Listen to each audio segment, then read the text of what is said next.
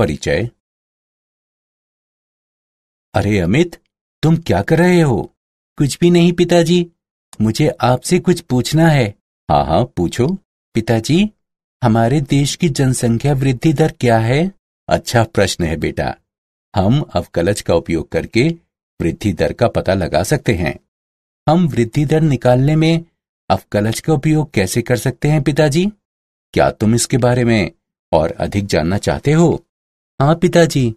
तो आओ, अपने इस नए अध्याय में हम अवकलज के अनुप्रयोगों के बारे में विस्तार से चर्चा करें। उद्देश्य। इस पाठ के अंत में आप निम्न करने में सक्षम हो जाएंगे: राशि के परिवर्तन की दर पता लगाना, फलनों के वर्तमान और ह्रासमान अंतरालों का विश्लेषण करना, एक वक्र पर स्पर्श रेखा का समीकरण ज्ञात करना, एक वक्र पर अभिलंब का समीकरण ज्ञात करना, अवकलनों का उपयोग करके मूलों का अनुमान लगाना, एक फलन का उच्चिष्ठ और निम्निष्ठ का मान ज्ञात करना, एक बंद अंतराल में एक फलन का उच्चिष्ठ और निम्निष्ठ मान ज्ञात करना। राशि के परिवर्तन की दर। अवकलज को एक फलन के परिवर्तन की तात्कालिक दर द्वारा परिभाषित किया जाता है। इसका मानक उदाहरण यह है कि यदि एफ टी समय टी पर एक वस्तु की स्थिति दर्शाता है, तब एफ डैश टी समय टी पर वस्तु की चाल को दर्शाता है। आइए एक उदाहरण लेते हैं जहां परिमाण समय के साथ बदलता है। यदि एफ टी बराबर जीवाणुओं की संख्या है, तब एफ डैश टी बराबर जनसंख्या वृद्धि दर है। यदि एफ टी बराबर रेडियोधर्मी पदार्थों की मात्रा है, तब एफ डैश टी बराबर क्षय की दर है।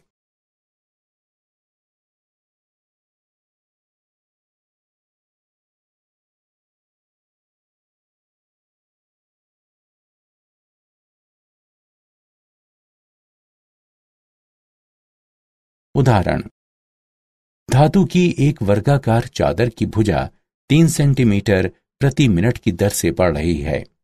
यदि उसकी भुजा 10 सेंटीमीटर लंबी है, तब चादर का क्षेत्रफल किस दर से बढ़ेगा? हल: मान लीजिए कि समय t पर चादर की भुजा x है तथा a क्षेत्रफल है। तो ये दिया गया है कि dx बटा dt बराबर 3 सेंटीमीटर प्रति मिनट। इसे समीकरण 1 से चिन्हित करें तथा a बराबर x वर्ग को समीकरण 2 से चिन्हित करें। समीकरण 2 का t के सापेक्ष अवकलन करते हैं तो हमें प्राप्त होगा dA बटा dt बराबर 2x गुणा dx बटा dt। समीकरण 1 से dA बटा dt बराबर 6x। अब क्षेत्रफल के परिवर्तन की दर। यदि x बराबर 10 सेंटीमीटर है, तब x पर dA बटा dt बराबर 10 होगा, जो कि बराबर होगा 6 गुणा 10 अर्थात 60 वर्ग सेंटीमीटर प्रति मिनट के। वर्धमान और ह्रासमान फलन। एक फलन f एक खुले अंतराल I पर वर्धमान होता है यदि x2 से छोटे अंतराल x1 में कोई दो संख्याएं x1 और x2 के लिए f x1 f x2 से छोटा या बराबर है को इंगित करती हैं।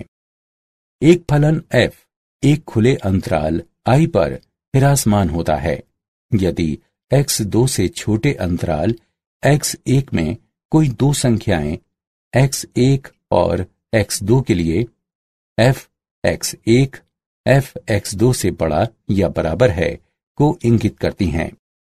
एक फलन f एक खुले अंतराल I पर निरंतर वर्धमान होता है यदि x2 से छोटे अंतराल x1 के साथ I के अंतर्गत प्रत्येक x1 x2 के लिए हमारे पास f x1 f x2 से छोटा है, जिसका अर्थ है x के बढ़ने से fx बढ़ेगा। एक फलन f एक खुले अंतराल i पर निरंतर ह्रासमान होता है। यदि x2 से छोटे अंतराल x1 के साथ i के अंतर्गत प्रत्येक x1 x2 के लिए हमारे पास fx1 fx2 से बड़ा है, जिसका अर्थ है x के बढ़ने से fx घटेगा। फलन जो ना ही वर्तमान है और ना ही ह्रासमान है। आइए एक उदाहरण लेते हैं। नीचे दिया गया फलन है y बराबर cos x। प्रमेय: माना कि f एक बंद अंतराल a b पर सतत है तथा खुले अंतराल a b पर अवकलन किया जा सकता है, तब f बंद अंतराल a b में वर्धमान होता है यदि खुले अंतराल a b के अंतर्गत प्रत्येक x के लिए f डैश x 0 से बड़ा है। f बंद अंतराल a b में ह्रासमान है यदि खुले अंतराल a b के अंतर्गत प्रत्येक x के लिए f डैश x 0 से छोटा है। f बंद अंतराल a b में एक अचर फलन है यदि खुले अंतराल a b के अंतर्गत हर x के लिए f डैश x 0 के बराबर है।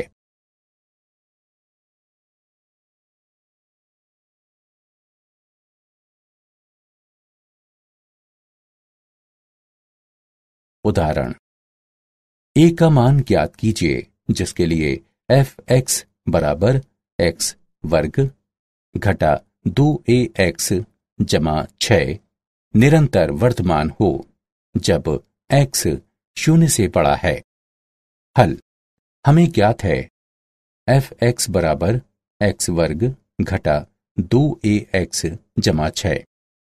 fx का x के सापेक्ष अवकलन करते हैं। f डैश x बराबर 2x घटा 2a बराबर 2 गुणा x घटा a। f डैश x 0 से बड़ा है यदि 2 गुणा x घटा a 0 से बड़ा है अथवा यदि x a से बड़ा है। अतएव a 0 से बड़ा या बराबर है क्योंकि x 0 से बड़ा है। स्पर्श रेखा और अभिलंब: माना कि y बराबर fx x के सापेक्ष y का अवकलज अर्थात x1 y1 पर dy बटा dx x1 y1 पर वक्र y बराबर x के f के लिए स्पर्श रेखा की ढलान को प्रदर्शित करता है, तब x1 y1 पर वक्र के लिए स्पर्श रेखा का समीकरण y घटा y1 बराबर x1 y1 पर dy बटा dx x घटा x1 होता है। जैसा कि हम जानते हैं कि संपर्क स्थल पर अभिलंब रेखा स्पर्श रेखा के लंबवत होती है, अतएव x1 y1 पर अभिलंब की ढलान x1 y1 पर घटा 1 बटा dy बटा dx होता है। x1 y1 पर वक्र y बराबर x के f के लिए अभिलंब का समीकरण y घटा y1 बराबर x1 y1 पर घटा 1 बटा dy बटा dx गुणा x घटा x1 होता है। विशेष स्थिति: यदि स्पर्श रेखा की ढाल 0 हो तब tan थीटा बराबर 0 एवं इसलिए थीटा बराबर 0, जिसका तात्पर्य है कि स्पर्श रेखा x अक्ष के समानांतर होती है। अतः बिंदु x1 y1 पर स्पर्श रेखा का समीकरण y बराबर y1 के द्वारा दिया जाता है। यदि थीटा का मान पाई बटा 2 के समतुल्य होता है तब tan थीटा का मान अनंत के समतुल्य होगा, जिसका तात्पर्य है कि स्पर्श रेखा एक्स अक्ष के लंबवत है, अर्थात y अक्ष के समानांतर है। इसलिए x1 y1 पर स्पर्श रेखा का समीकरण x बराबर x1 द्वारा दिया जाता है। उदाहरण, वक्र के लिए स्पर्श रेखा और अभिलंब की ढलान ज्ञात कीजिए। 1/2 पर वर्गमूल x जमा वर्गमूल y बराबर 1। हल, वक्र का समीकरण वर्गमूल x जमा वर्गमूल y बराबर 1 है। इसे समीकरण 1 से चिह्नित करें। x के सापेक्ष समीकरण 1 का अवकलन करने पर हमें प्राप्त होता है 1/2 गुणा वर्गमूल x जमा 1/2 गुणा वर्गमूल y गुणा dy बटा dx बराबर 0, अथवा dy बटा dx बराबर घटा वर्गमूल y बटा x। अतएव 1/2 पर स्पर्श रेखा की ढाल घटा वर्गमूल 1/2 बटा 1/2 बराबर घटा 1 है, तथा 1/2 पर वक्र के लिए अभिलंब की ढाल घटा 1 बटा घटा 1 बराबर 1 है।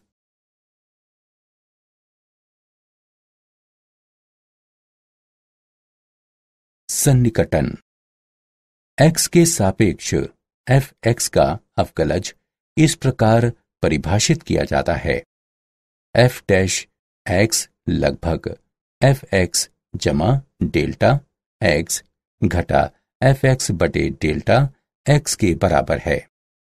ये इंगित करता है कि fx जमा डेल्टा x बराबर fx जमा डेल्टा x गुणा f डैश x, जो fx जमा डेल्टा x का सन्निकट मान कहलाता है।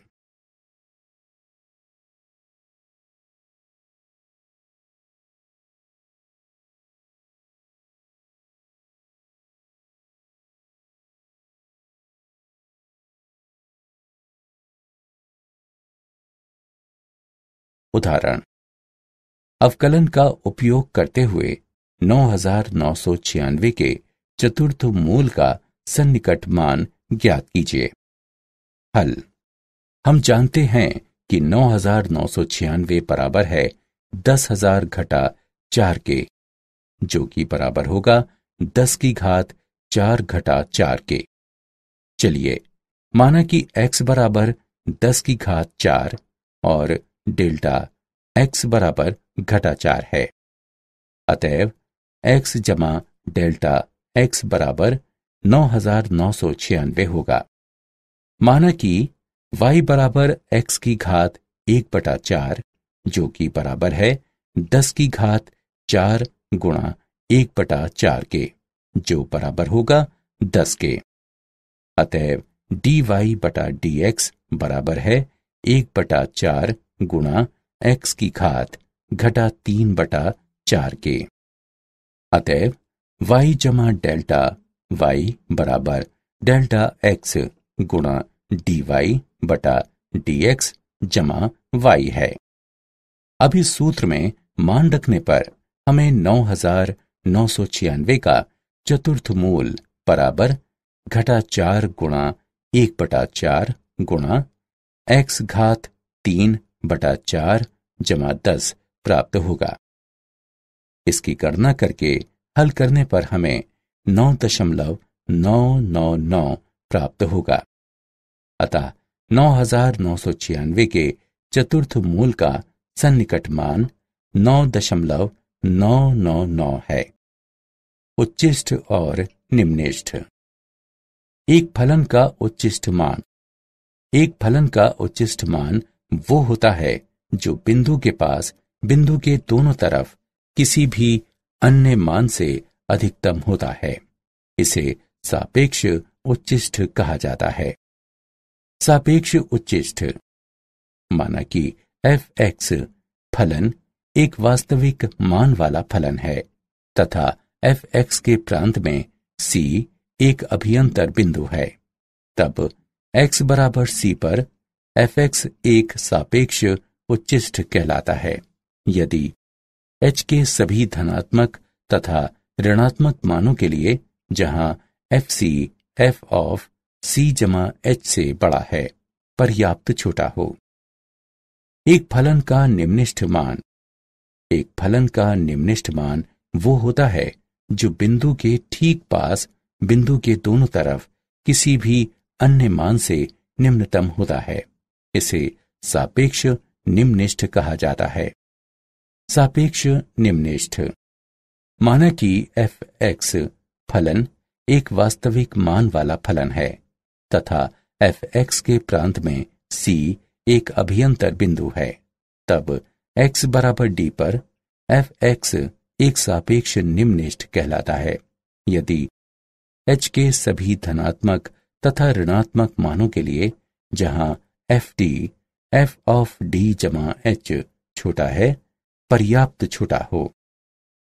प्रथम अवकलज परीक्षण। 1. फलन का प्रथम अवकलज अर्थात f(x) ज्ञात कीजिए। 2. प्रथम अवकलज को शून्य के बराबर मानते हैं अर्थात f(x) बराबर 0 तथा वास्तविक मूलों के लिए परिणामी समीकरण को हल करते हैं अर्थात माना कि x बराबर c d इत्यादि ये उच्चिष्ट और निम्निष्ठ के बिंदु हैं। 3. माना कि x बराबर c इनमें से कोई बिंदु हैं। यदि f(x) की राशि धनात्मक से ऋणात्मक हो जाती है अर्थात x c के नजदीक से छोटा है के लिए f(x) 0 से बड़ा है तथा x c के नजदीक से बड़ा है के लिए f(x) 0 से छोटा है, तब x बराबर c सापेक्ष उच्चिष्ट का एक बिंदु है। यदि f(x) की राशि ऋणात्मक से धनात्मक हो जाती है अर्थात x c के नजदीक से छोटा है के लिए f(x) 0 से छोटा है तथा x c के नजदीक से बड़ा है के लिए f(x) 0 से बड़ा है, तब x बराबर c सापेक्ष निम्निष्ठ का एक बिंदु है। 4. यदि f(x) की राशि नहीं बदलती है तब c न तो सापेक्ष उच्चिष्ट का कोई बिंदु है और न ही सापेक्ष निम्निष्ठ का कोई बिंदु है। इस तरह का बिंदु नति परिवर्तन बिंदु कहलाता है।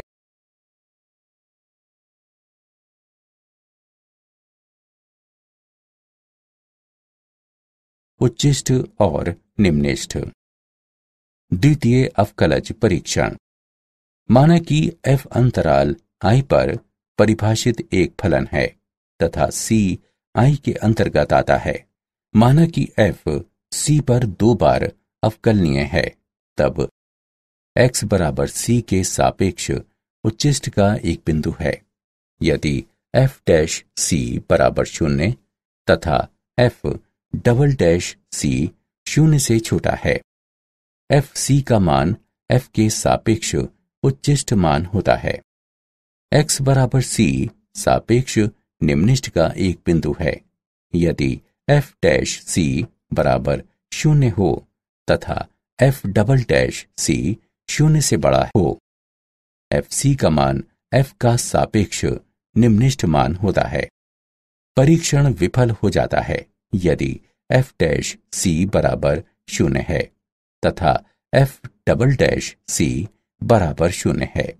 इस स्थिति में हम प्रथम अवकलज परीक्षण का उपयोग करके ज्ञात करते हैं कि c एक सापेक्ष उच्चिष्ट, सापेक्ष निम्निष्ठ अथवा नति परिवर्तन का बिंदु है।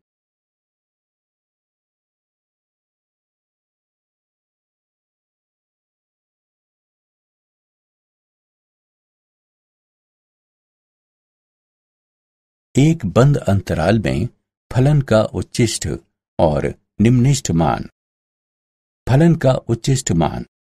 यदि एक बंद अंतराल a b पर फलन f(x) को परिभाषित किया जाता है, तब इस फलन को x बराबर c पर निरपेक्ष या व्यापक उच्चिष्ट वाला एक फलन कहा जाता है तथा c a b के अंतर्गत आता है यदि a b के अंतर्गत सभी x के लिए f(x) fc से छोटा या बराबर हो। फलन का निम्निष्ठ मान।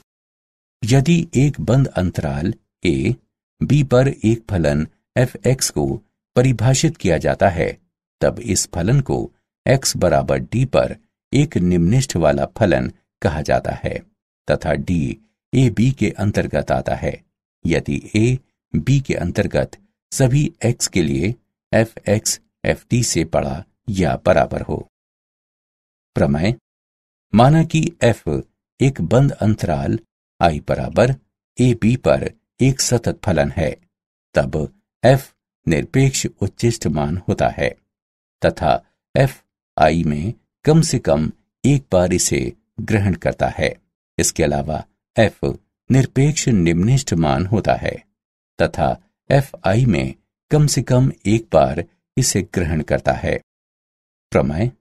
माना कि f एक बंद अंतराल I पर एक अवकलज फलन है तथा माना कि c I का कोई आंतरिक बिंदु है, तब f' c बराबर 0 होता है यदि f c पर अपना निरपेक्ष उच्चिष्ट मान प्राप्त करे।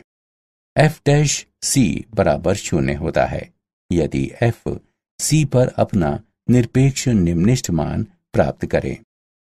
कार्य नियम। चरण 1। अंतराल में f के सभी महत्वपूर्ण बिंदु ज्ञात कीजिए, अर्थात बिंदु x ज्ञात कीजिए जहां या तो f' x बराबर 0 है या f अवकलनीय नहीं है। चरण 2। अंतराल के अंत बिंदु लें। चरण 3। अंत बिंदु में f के मान का परिकलन कीजिए। चरण 4। परिकलन मानों में से f के उच्चिष्ट और निम्निष्ठ मान को पहचानें। ये उच्चिष्ट मान f का निरपेक्ष उच्चिष्ट मान होगा तथा निम्निष्ठ मान f का निरपेक्ष निम्निष्ठ मान होगा।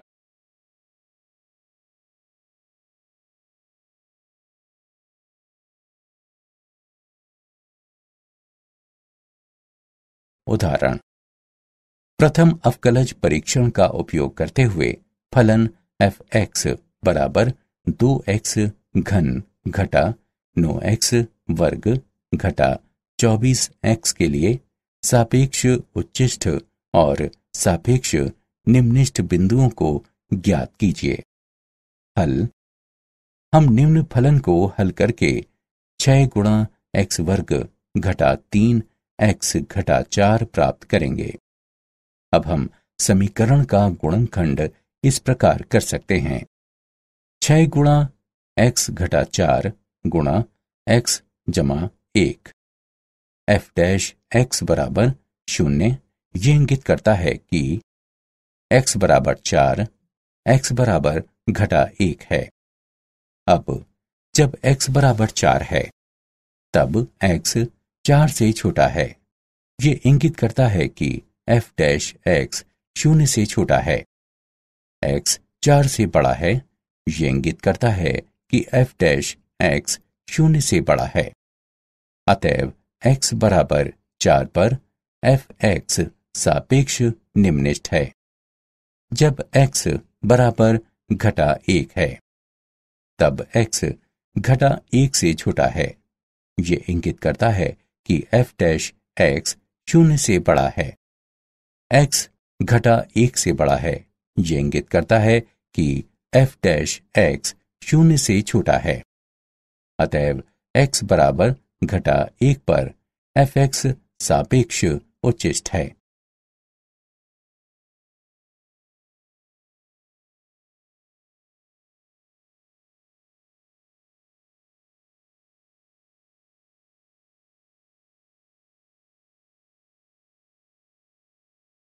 उदाहरण।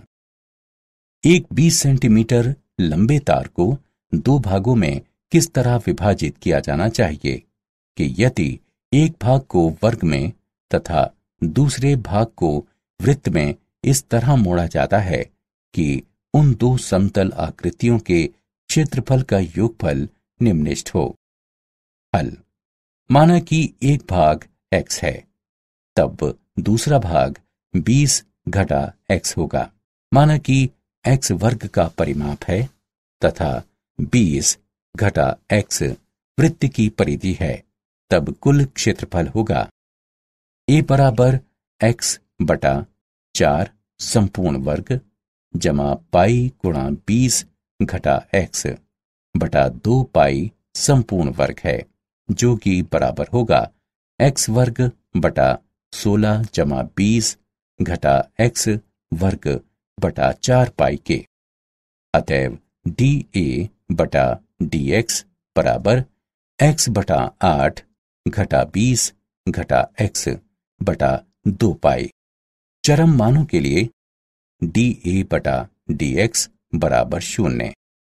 ये इंगित करता है कि x बटा 8 घटा 20 घटा x बटा 2 पाई बराबर 0 है।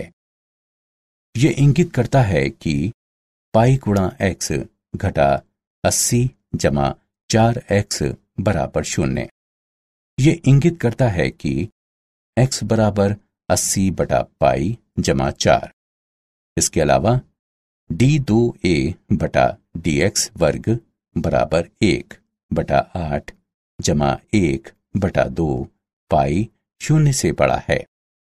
इस प्रकार दो समतल आकृतियों का क्षेत्रफल निम्नलिखित होगा जब x बराबर 80 बटा पाई जमा 4 हो। एक वर्ग बनाने वाले भाग की लंबाई 80 बटा पाई जमा 4 है, तब दूसरे भाग की लंबाई होगी 20 घटा 80 बटा पाई जमा 4, जो कि बराबर है 20 पाई बटा पाई जमा 4 के। इस प्रकार भागों की लंबाई होनी चाहिए 80 बटा पाई जमा 4 सेंटीमीटर और 20 पाई बटा पाई जमा 4 सेंटीमीटर।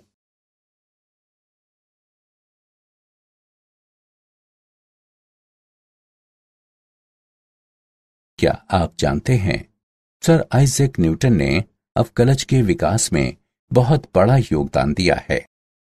गोटफ्रीड विल्हेम लेबनिज एक जर्मन दार्शनिक, गणितज्ञ और तर्कशास्त्री थे जिन्होंने स्वावलंबन से कलन का विकास किया।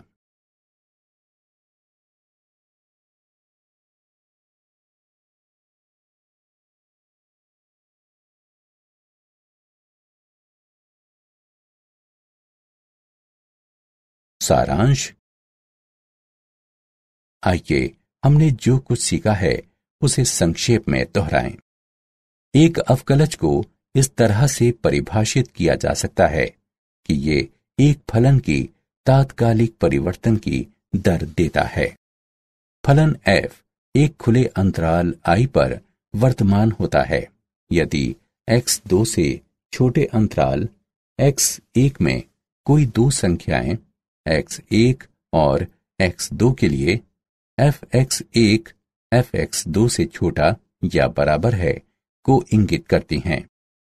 फलन f एक खुले अंतराल i पर हिरासमान होता है यदि x2 से छोटे अंतराल x1 में कोई दो संख्याएं x1 और x2 के लिए fx1 fx2 से बड़ा या बराबर है को इंगित करती हैं। खुले अंतराल i पर एक फलन f निरंतर वर्धमान होता है यदि x2 से छोटे अंतराल x1 के साथ i के अंतर्गत प्रत्येक x1 x2 के लिए हमारे पास fx1 fx2 से छोटा हो। इसका तात्पर्य यह है कि यदि x बढ़ता है तब fx बढ़ेगा। खुले अंतराल i पर एक फलन f निरंतर हिरासमान होता है यदि x2 से छोटे अंतराल x1 के साथ I के अंतर्गत प्रत्येक x1 x2 के लिए हमारे पास fx1 fx2 से बड़ा हो। इसका तात्पर्य यह है कि यदि x बढ़ता है तब fx घटेगा। बिंदु x1 y1 पर वक्र y बराबर fx के लिए स्पर्श रेखा का समीकरण है। y घटा y1 बराबर बिंदु x1 y1 पर dy बटा dx गुणा x घटा x1।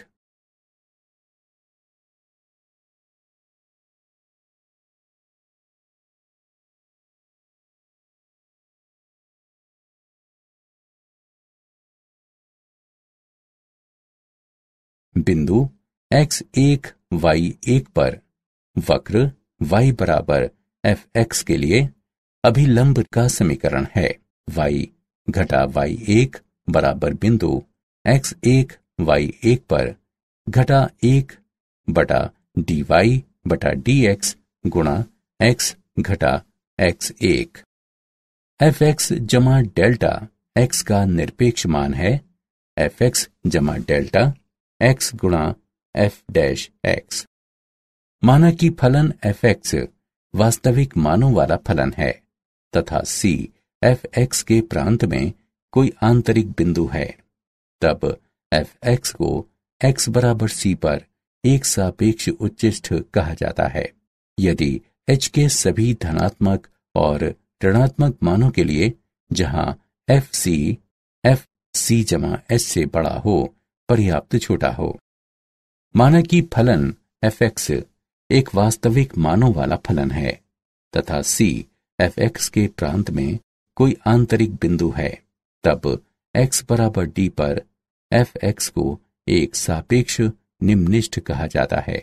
यदि h के सभी धनात्मक और ऋणात्मक मानों के लिए जहां fd जमा h से छोटा हो पर्याप्त छोटा हो।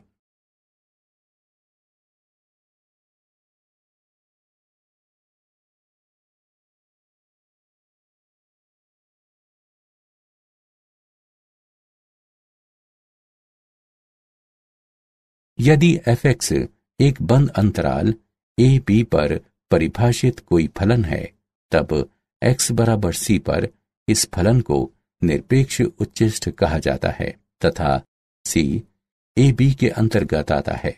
यदि a b के अंतर्गत सभी x के लिए fx fc से छोटा या बराबर हो। यदि fx एक बंद अंतराल a b पर परिभाषित कोई फलन है, तब x बराबर d पर इस फलन को निरपेक्ष निम्निष्ठ कहा जाता है तथा d a b के अंतर्गत आता है। यदि a b के अंतर्गत सभी x के लिए fx fd से बड़ा या बराबर हो। माना कि f एक बंद अंतराल I बराबर a b पर एक संतत फलन है, तब f निरपेक्ष उच्चिष्ठ मान होता है तथा f I में कम से कम एक बार इसे ग्रहण करता है। इसके अलावा f निरपेक्ष निम्निष्ठ मान भी होता है तथा f I में कम से कम एक बार इसे ग्रहण करता है। माना कि f बंद अंतराल I पर एक अवकलज फलन है तथा माना कि c I का कोई आंतरिक बिंदु है, तब f डैश c बराबर 0 है यदि f c पर अपना निरपेक्ष उच्चिष्ठ मान ग्रहण करे। f डैश c बराबर 0 है यदि f c पर अपना निरपेक्ष निम्निष्ठ मान ग्रहण करे।